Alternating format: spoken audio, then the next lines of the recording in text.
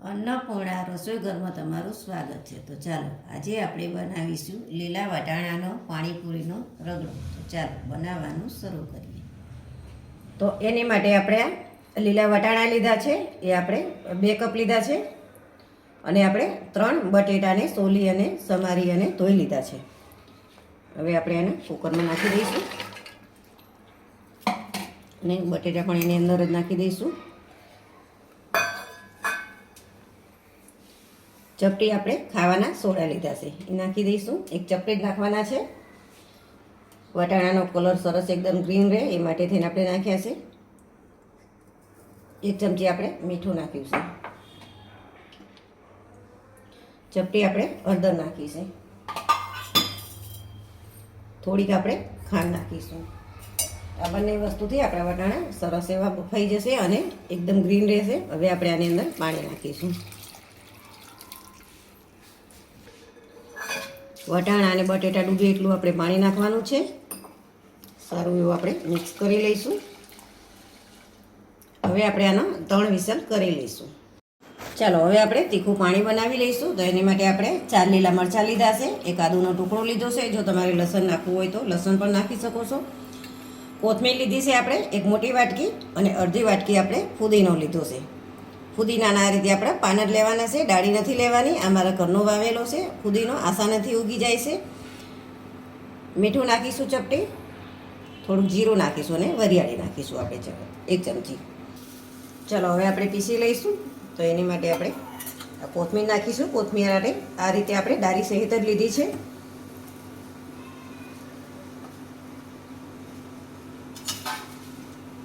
હવે આપણે ફુદીનો નાખીશું. આખું અત્યારે ભરાઈ ગયું છે, પણ હમણાં 1 આંટો ફેરવીશું એટલે એકદમ ઓછું થઈ જશે. હવે આપણે આદુ અને મરચાં નાખીશું.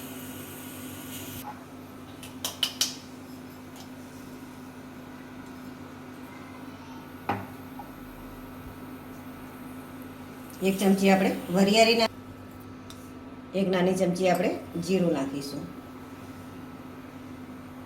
1 ચમચી આપણે મીઠું નાખીશું અને લીંબુ નીચોવીશું. અડધું આપણે લીંબુ નીચોવીશું. હવે આપણે આને પીસી લઈએ. ચલો જો આ રીતે આપણે એકદમ સરસ એવી પેસ્ટ બનાવી દીધી છે. આ રીતે એકદમ ઝીણું આપણે પીસવાનું છે. હવે આપણે આના તપેલીમાં કાઢી લઈશું.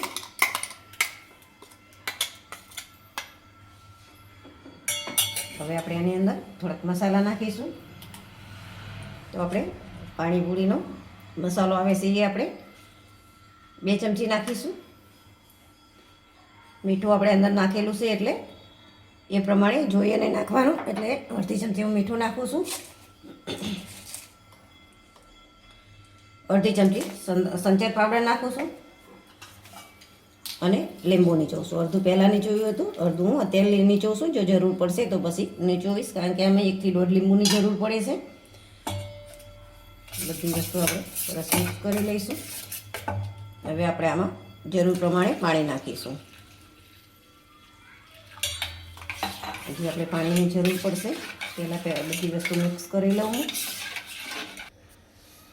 હવે આપણે ઉપરથી બીજું થોડુંક પાણી નાખીશું. એમ કરીને મેં 2 થી 2.5 ગ્લાસ જેટલું પાણી નાખ્યું છે. હવે આપણે આને ઠંડુ કરવા ફ્રીજમાં મૂકી દઈશું. ચલો હવે આપણે જોઈ લઈએ. 3 વિસલ થઈ ગઈ છે આપણે.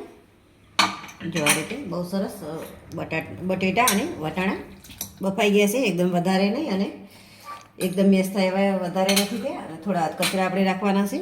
હવે આપણે આનો થોડાક પીસી લઈશું. હવે એકદમ રગડો નથી કરી દેવાનો. થોડાક વટાણા આખારે, થોડાક બટેટાના ટુકડા આખારે, એ રીતે આપણે આનો મેશ કરીશું.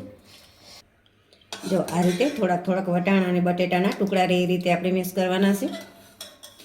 ચલો હવે આપણે તેલ ગરમ થવા મૂકીશું. તેલ આપણે મોટી 1 ચમચી લીધું છે. તેલ વધારે નથી લેવાનું. હવે આપણે અડધી ચમચી જેટલું જીરું નાખીશું.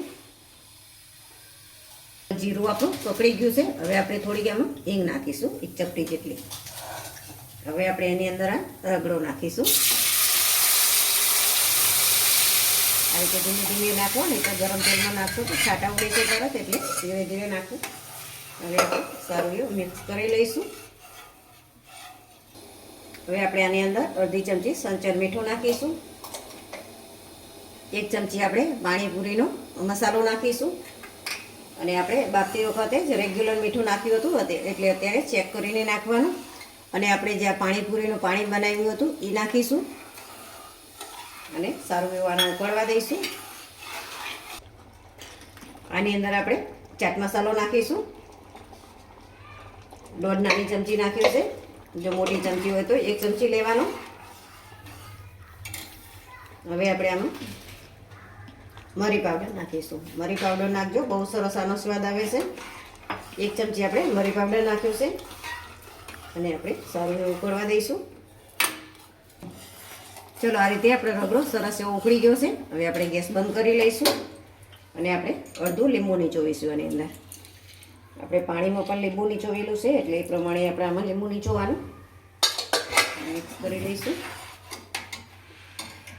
અને આપણે ઉપરથી કોથમીર નાખીશું.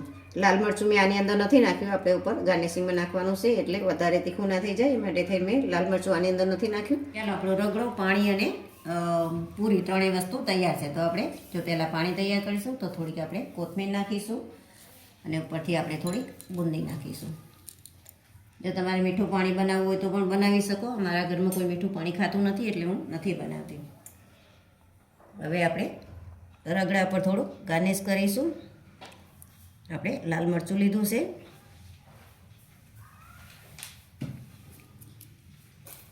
થોડીક ઉપરથી આપણે કોથમીર નાખીશું, થોડીક આપણે ડુંગળી નાખીશું.